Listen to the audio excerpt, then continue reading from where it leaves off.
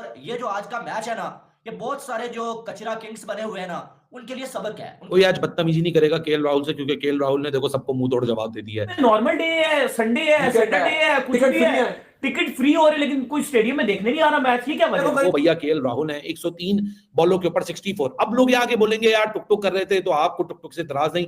मसला टुक टुक से नहीं है। जैसे कल बाबर आजम और रिजवान फंसे हुए थे, लेकिन यहाँ पर हमने ये देखा कि जो सेट बैट्समैन था वो एंड तक खेला और उसने बाबर आजम ने मैच फिनिश नहीं किया।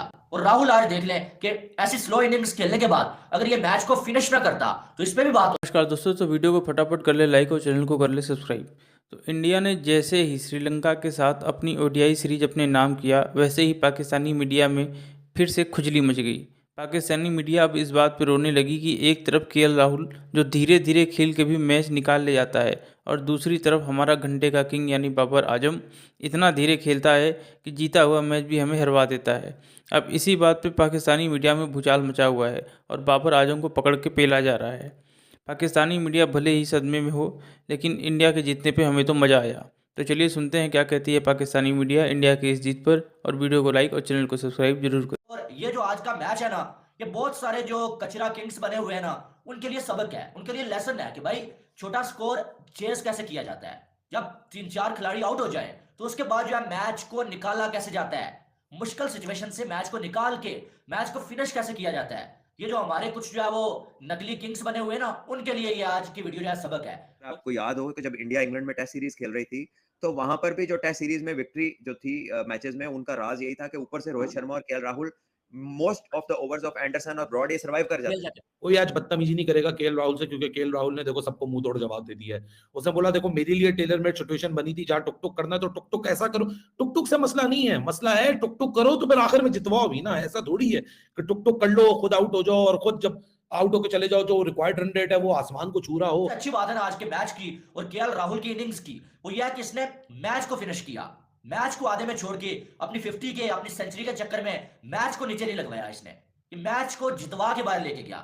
सबसे जो बड़ी बात है राहुल की इनिंग्स की, वो ये मुझे अच्छी लगी, इसने मैच को जितवाया भाई साहब। डूब जाएगी। एक चीज और तो बताएं दाऊद साहब, आज भी नॉर्मल डे था बिल्कुल इंडिया में, वो स्टेडियम आज भी कच्चा फुल था। वो पाकिस्तान में नॉर्मल डे है, संडे है, सैटरडे है, कुछ भी है, टिकट फ्री हो रहे लेकिन कोई स्टेडियम में देखने नहीं आ रहा मैच। ये क्या वजह है? कहीं ना कहीं आपको ये मानना पड़ेगा कि अब देखो कल से बाबर आजम के ऊपर बड़ा हैवी किस्म का क्रिटिसिज्म हो रहा है, ट्विटर पर, इंस्टाग्राम पर, फेसबुक पर फैंस बुरा भला बोल रहे हैं। सुबह से लेके मुझे जो है वो मैसेज कर रहे हैं जी, वो जो है बार बार टैग कर रहे हैं जी, तुम जो है वो इंडिया की तारीफें कर रहे हो जी, पाकिस्तानी खिलाड़ी को जो है वो तुम पूछते नहीं हो, बाबर पे क्रिटिसाइज कर रहे हो। भाई क्रिटिसाइज ना करूं क्या करूं, इसको मैं गले में फूलों के हार डाल के घुमाऊं? मैच हरा दिया उसने और बकवास किस्म की बातें। आगे उसके जो घंटे के फैन भी उसी के जैसे हैं, वो आगे जो हमें जो उसके रिकॉर्ड्स बता रहे हैं कि जिम्बाब्वे के खिलाफ उसने ये किया था, नेदरलैंड के खिलाफ ये किया था।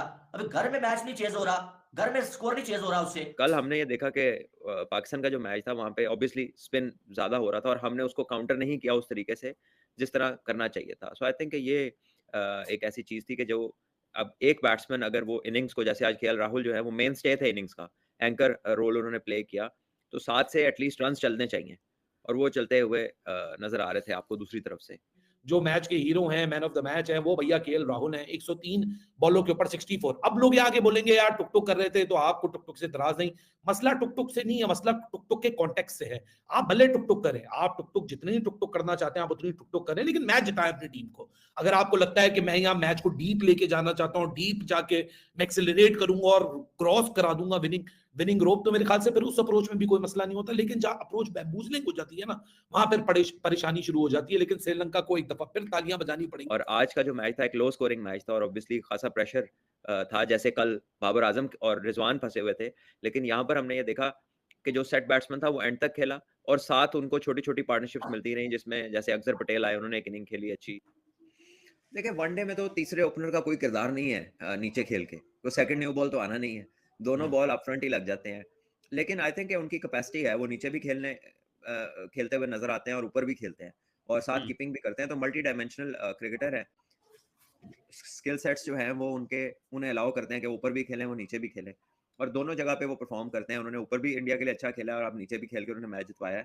और एक टाइट सिचुएशन के अंदर वो बड़ा सेंसिबली खेले और he has a good technique, इसलिए वो जो स्विंगिंग बॉल था या जो अर्ली ऑन हेल्प थी बॉलर की, उसको उन्होंने काफी जो है ना महारत के साथ उसको डील किया। अगर आप कल आपने देखा कि बाबर आजम ने 114 बॉलें खेल ली, 114 बॉलें खेल के 79 स्कोर उसने बनाए, लेकिन वो मैच को फिनिश नहीं कर सका। यानी कि इतने ज्यादा बॉलें उसने खेल ली, जो वो तो तीसरे चौथे ओवर में वो बैटिंग के लिए आया था, और जो वो मेरे ख्याल में 47वें ओवर में वो आउट हुआ होगा।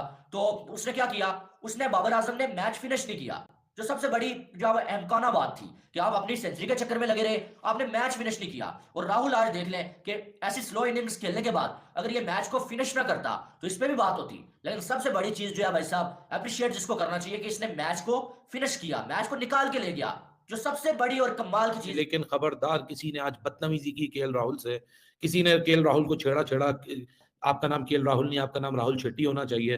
कोई पैनिक आ गया था कि यार ये पता नहीं अब आगे के बल्लेबाज रजिस्ट कर पाएंगे नहीं कर पाएंगे, लेकिन अक्षर पटेल जिस तरह भैया मैन इन फॉर्म है, वो बल्ले के साथ आप उसको गोल्डन फॉर्म उसकी लगी हुई, आज उसके 21 रन बहुत इंपॉर्टेंट थे, 21 रन बॉल उसने किए, एक चौका एक छक्का। लेकिन बोल रहा हूं कि श्रीलंका कभी भी हिस्ट्री में नहीं जीत सका इंडिया के अंदर, और हमेशा ही जो सीरीज रही है वो चाहे ओडीआई हो चाहे टी20 टेस्ट हो, क्योंकि हमने कभी देखा ही नहीं कि कभी श्रीलंका ने भारत को भारत के अंदर हराया। और आज वो लग रहा था कि शायद एक लो टोटल था 216 रन का, और लग रहा था कि जैसे शुरू में श्रीलंका ने बॉलिंग की, इंडिया के दोनों ओपनर्स को पवेलियन भेजा, शुभमन गिल, रोहित शर्मा, फिर विराट कोहली नजर आए, लेकिन वो जो बॉल भेजा विराट कोहली को, जो फेंका वो बहुत ही कमाल था कि विराट कोहली अनप्लेबल को बॉल डाल दिया था। उसके बाद कहीं ना कहीं कहानी नजर आ रही थी कि शायद श्रीलंका गेम में वापसी करेगा, लेकिन उसके बाद अली साहब हुआ ये कि हार्दिक पांड्या और केएल राहुल जो पार्टनरशिप उन्होंने वहां पर बनाई है, बड़ी जबरदस्त किस्म की पार्टनरशिप, वो जो पार्टनरशिप वहां पर लगी है, टर्निंग उसने पार्टनरशिप जो सारी गेम जो है फिर तब्दील कर दी। क्योंकि कल बाबर आजम ने 114 बॉलें खेली हैं और उसके बाद वो नॉट आउट गए हैं, तो बाबर आजम तो अंडर क्रिटिसिज्म है, क्योंकि लोग कह रहे हैं कि अगर आप नंबर 1 हो रैंकिंग में आपकी ओडीआई नंबर 1 है, पाकिस्तान के आप बेस्ट बल्लेबाज हो, तो आप 114 बॉलें खेल रहे हो, तो आपको गेम को आगे लेके जाना पड़ेगा, आपको गेम